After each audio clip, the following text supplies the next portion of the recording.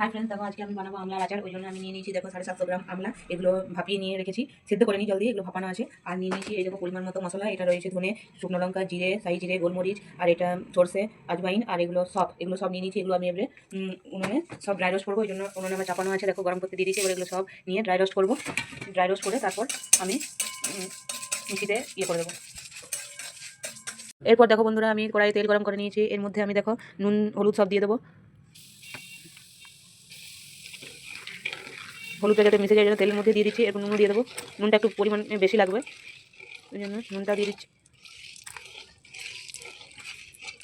এরপর আমলাগুলো আমি দিয়ে দিচ্ছি এর মধ্যে। এরপর আমলাগুলো ভালো করে মিক্স করে নেবো। মিক্স করার পর দেখো আমি এই যে গুঁড়ো মশলা, ভাজা যে গুঁড়ো মশলাটা আছে সেটা দিয়ে দেবো। দেওয়ার পর আর একটু কাশ্মীরি মির্চটা দিয়ে দেবো।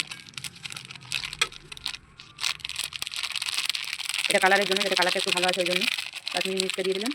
আর আর পরিমাণ মতো একটু কাঁচা লঙ্কাও দিয়ে দেবো। এই যে যেমন ঝাল খাও সেই হিসেবে দিলেই ভালো হবে। আমি দিয়েছি 4-5টা কাঁচা লঙ্কা। এবার হয়ে গেল আমাদের, এইভাবে মিক্স করে নিলে হয়ে যাবে। এবার মাঝে মাঝে রোদে দিলেই হয়ে যাবে আমলার আচার।